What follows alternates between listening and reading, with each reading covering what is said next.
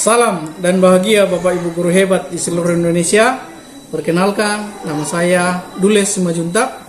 Saya adalah guru IPS di SMP Negeri 3 Mau, Kabupaten Nias, Provinsi Sumatera Utara.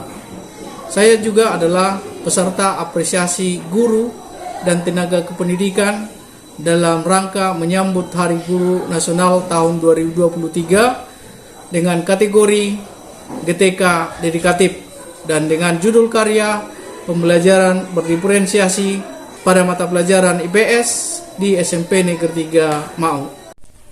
Situasi di SMP Negeri 3 Mau adalah sebuah tantangan yang unik dan rumit. Sekolah ini terletak di pedalaman Kabupaten Nias, sebuah pulau di Indonesia yang terkenal dengan geografisnya yang sulit diakses. Untuk mencapai sekolah ini, dari ibu kota Kabupaten Nias, saya dan rekan-rekan guru lainnya harus melewati berbagai medan yang sulit, termasuk perbukitan terjal, sungai yang belum memiliki jembatan, dan jalan berbatu yang baru saja disusun. Waktu yang kami butuhkan untuk perjalanan menuju sekolah lebih kurang 1,5 jam dari ibu kota Kabupaten Nias, tetapi itu bisa menjadi lebih lama jika kondisi cuaca buruk atau sungai meluap. Risiko fisik yang saya hadapi di daerah ini termasuk potensi tanah longsor, banjir, dan gempa bumi karena lokasinya yang berada di zona geologis yang rawan. Bahkan dampak dari tanah longsor yang terjadi pada bulan Mei tahun 2020, sekolah kami rusak parah sehingga kami harus mengungsi untuk belajar di SD terdekat. Kegiatan belajar mengajar berlangsung pada siang hari sampai saat ini. Dengan tantangan yang saya hadapi, sekolah ini menjadi tempat di mana pengabdian dan komitmen saya sebagai guru sangat dibutuhkan. Saya adalah pilar utama dalam memberikan pendidikan berkualitas kepada murid-murid di daerah ini. Dan saya berperan dalam praktik pembelajaran, kepemimpinan pembelajaran, pendampingan, dan pengimbasan untuk kesuksesan murid dan pengembangan daerah ini.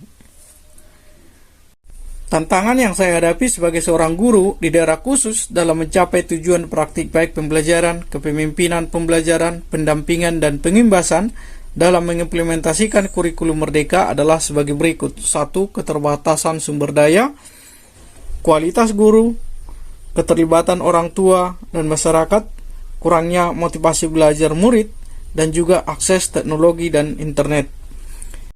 Langkah-langkah konkret yang saya lakukan untuk mengatasi tantangan tersebut yaitu 1. Mengatasi keterbatasan sumber daya. Saya dan rekan-rekan melakukan inventarisasi sumber daya yang ada dan identifikasi prioritas. Kami mencoba melakukan diskusi dengan komite sekolah dan orang tua, serta menjalin kerjasama dengan organisasi non-pemerintah. 2. Meningkatkan kualitas guru. Meningkatkan kualitas guru adalah hal yang sangat penting dalam sistem pendidikan. Guru yang berkualitas dapat memberikan pengaruh positif pada perkembangan murid.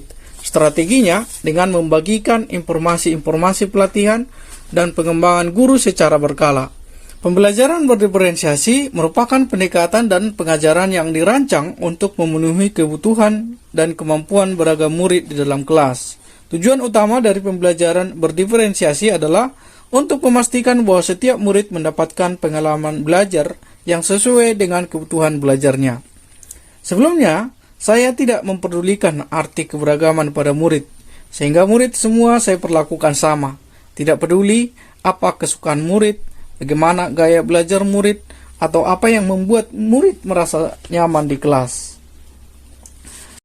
Namun, setelah saya mempelajari teori pembelajaran berdiferensiasi, saya mulai memahami dan mencoba memberikan pembelajaran sesuai dengan kebutuhan belajar murid. Melalui pembelajaran berdiferensiasi, kita berupaya memberikan pendidikan terbaik kepada murid, agar mereka dapat belajar sesuai dengan minat dan kebutuhannya. Sebelum melakukan pembelajaran, saya melakukan asesmen diagnostik menggunakan aplikasi gaya belajar dari yang dibagikan oleh Bapak Purwanto, yang saya dapatkan saat melakukan workshop yang diselenggarakan oleh IGI Nias dengan tema menemukan tipe gaya belajar murid dalam layanan kurikulum Merdeka. Oke, selamat siang semuanya. Siang, Pak. Ya, bagaimana kabarnya? Sehat, Pak.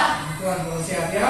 Ya, jadi sebelum kita memulai pembelajaran kita, maka lebih baik kalau kita berdoa terlebih dahulu. Amin. Apa materi kita sebelumnya? Coba si Destriani dulu. materi sebelumnya yaitu pengaruh perubahan ruang serta interaksi antar ruang. Ada 5 yaitu kehidupan ekonomi, kehidupan sosial, kehidupan budaya, kehidupan politik, dan kehidupan pendidikan. Oke, berikan aplaus untuk. Adapun yang menjadi tujuan pembelajaran kita hari ini ada 4 ya. Yang pertama, siswa dapat membedakan bentuk-bentuk perubahan sosial budaya. Ada yang bisa menyampaikan apa manfaat kita mempelajari materi hari ini? Oke, coba silakan April. Manfaat mempelajari materi itu dapat meningkatkan kewaspadaan terhadap masyarakat, dapat meningkatkan kemampuan adaptasi masyarakat, dan dapat menentukan sikap dan perilaku. Oke, bagus. Berikan aplaus untuk. Sekarang kita mau bentuk kelompok. Kelompoknya sesuai dengan gaya belajar masing-masing. Gaya belajar yang visual boleh nanti di sini, ya, di sebelah sini. Kemudian gaya belajar auditori boleh di belakang sana. Gaya belajarnya kinestetik boleh di depan. Bisa? Bisa. Oke, silakan bentuk kelompoknya masing-masing. Sesuai dengan gaya belajar murid dibagi menjadi 3 kelompok. Murid dengan gaya belajar visual mengamati pembelajaran dari video tentang materi yang dipelajari. Rasional coba dalam penggunaan alat misalnya alat tradisional tak ayat dan mari kita simak. Murid dengan gaya belajar auditori melakukan presentasi lisan sesama murid, berdiskusi, membaca teks dengan keras, dan mendengarkan suara mereka sendiri. Bisa juga karena adanya masyarakat terhadap hal-hal yang baru atau asing. Bentuk perubahan sosial budaya terbagi menjadi 2 yaitu dilihat dari waktunya dan perubahan revolusi. Kedua, dilihat dari perencanaan yaitu perubahan yang direncanakan dan perubahan yang tidak direncanakan. Ketiga, dilihat dari pengaruhnya yaitu perubahan berpengaruh besar dan perubahan berpengaruh kecil. Dan murid dengan gaya belajar kinestetik bertindak lebih aktif dalam menyelesaikan lembar kerja.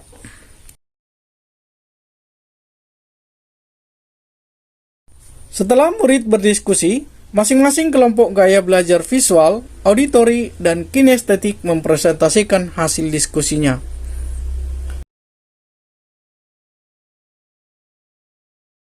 Kelompok murid visual membuat peta konsep dan mempresentasikannya. Kelompok auditori menyampaikan isi materi yang dipahami. Penduduk. 2. Penemuan baru. 3. Konflik. 4. Terjadinya pemberontakan atau revolusi. 5. Perubahan lingkungan alam. 6. Peperangan. 7. Pengaruh kebudayaan masyarakat lain.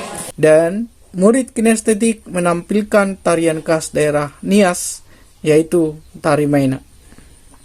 Kami dari SMP Negeri 3 Mau, terutama saya sebagai kepala sekolah, mengapresiasi yang setinggi-tingginya kepada Bapak Dules Simanjuntak.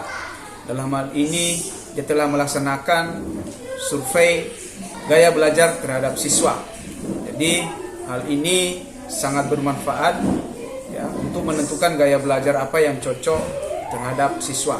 Dan harapan saya selaku pimpinan di sini, kegiatan ini terus dilaksanakan untuk meningkatkan kemampuan guru dalam menentukan gaya belajar apa yang cocok bagi siswa, dan juga berdampak kepada peserta didik untuk meningkatkan motivasinya dalam mengikuti proses pembelajaran. Sekian, terima kasih. Pembelajaran yang diberikan peserta sesuai dengan gaya belajar saya, sehingga memudahkan saya untuk memahami materi pelajaran. Pembelajaran dengan Bapak Dules Simanjuntak saya sangat nikmati karena Bapak Dules Simanjuntak menggunakan metode dan media pembelajaran yang beragam. Demikian aksi nyata pembelajaran berdiferensiasi yang saya lakukan. Semoga dengan pembelajaran berdiferensiasi dapat membuat murid untuk belajar lebih menyenangkan dan menikmati pembelajaran sesuai dengan kebutuhan belajarnya. Salam dan bahagia.